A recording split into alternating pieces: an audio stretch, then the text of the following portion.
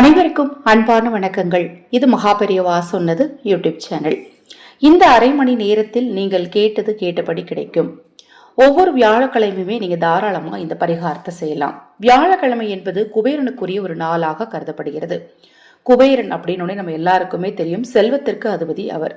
நம் தீராத கடன் தீரவும் பணவசியம் நமக்கு உண்டாகிறதுக்கும் குபேர நாளில் வரக்கூடிய குபேர நேரத்தை பயன்படுத்தினாலே போதும், உங்கள் எப்பேற்பட்ட கடனும் தீரும், உங்களுக்கு பணம் சேர்வதற்கான வாய்ப்பு உண்டாகும்.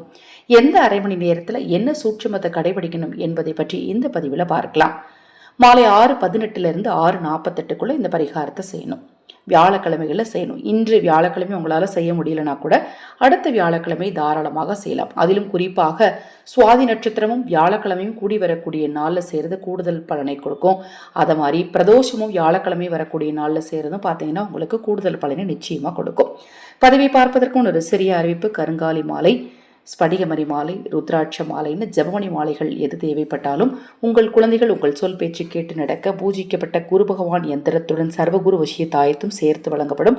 அதை பற்றி விவரங்கள் உங்களுக்கு தேவைப்பட்டாலும் 9344692042 இந்த வாட்ஸ்அப் எண்ணுக்கு தொடர்பு கொள்ளுங்க. தெளிவான விளக்கம் கொடுக்கிறேன். குபேர நேரத்தில் பூஜையரில் எப்படி நம்ம தீபம் ஏற்றி வைப்போமோ அதே போலவே தவறாமல் நிலைவாசல்ல தீபம் ஏற்றிட்டு தான் அந்த வழிபாடை செய்யணும். ஏன்னா குலதெய்வத்தின் அருள் இருந்தாதான் நாம நினைக்கிறது நினைத்தபடி நடக்கும். ஒரு வீட்டில் குலதெய்வம் இருக்கக்கூடிய இடம் நான் தொடர்ந்து சொல்லிட்டு இருக்கேன், நிலைவாசல் தான். அதனால நிலைவாசலை சுத்தபத்தமாக வச்சுக்கோங்க. எப்பவுமே நிலைவாசலுக்கு மஞ்சள் குங்குமம் பூசுங்க, நிலைவாசல தூசி சேர விடாதீங்க, நிலைவாசல்ல மாவிளை தோரணம் கட்டுங்க, நிலைவாசல தீபம் ஏற்றுங்க, நிலைவாசல எலுமிச்சி வைக்கிற பழக்கம் இருந்தால் தவறாமல் தொடர்ந்து வைங்க.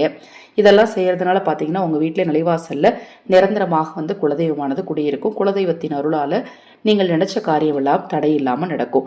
குபேர நேரத்துல வாசல்ல தீபம் ஏத்திட்டு கல்கண்ட ஒரு சிறிய கிண்ணத்துல போட்டு குபேர நேரத்துல அது மாதிரி நிலைவாசல்ல வலது புறத்துல வச்சிருங்க. வச்சுட்டு இப்ப நான் உங்களுக்கு ஸ்கிரீன்ல காட்டுறேன் இல்லையா, இந்த முத்திரை குபேர முத்திரைய நீங்க நிலைவாசல்ல கொண்டு போய் தீபம் ஏத்திட்டு கல்கண்டை வச்சுட்டு பூஜையறையில போய் வடக்கு திசை நோக்கி அமர்ந்து குபேர முத்திரைய நீங்க இதே போல வலது கையில இடது கையிலையும் வச்சு 2 கைகளையும் உங்கள் தொடை மேல வச்சு இந்த அரை மணி நேரத்தில் இந்த 6:18 6:48 உங்கள் பிரச்சனை தீரணும், உங்களுக்கு பணவசியம் உண்டாகணும்னு மனதார குபேரனை நினச்சி வழிபட்டு ஓம் குபேராய நமக என மந்திரத்தை 111 முறை ஜெபிச்சிங்க அப்படின்னா கண்டிப்பாக உங்களுக்கு பண சேர்க்கை உண்டாகும். இப்போ நான் சொன்ன இந்த எளிமையான சூட்சுமத்தை தவறாமல் கடைப்பிடிங்க.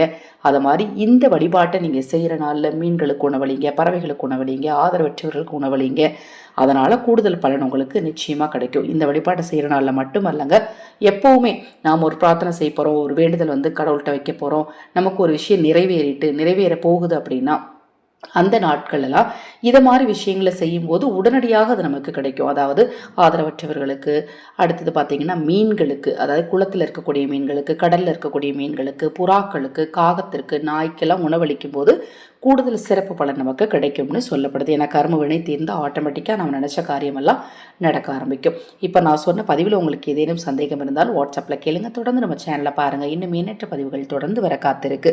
அனைவருக்கும் எனது அன்பு வணக்கங்களை கூறி இந்த பதிவை நிறைவு செய்து கொள்கிறேன். ஹரஹர சங்கர ஜெய் ஜெய்சங்கர, ஹரஹர சங்கர ஜெய் ஜெய்சங்கர. மகாபெரிவா திருவடிப்பாதம் சரணம் சரணம்.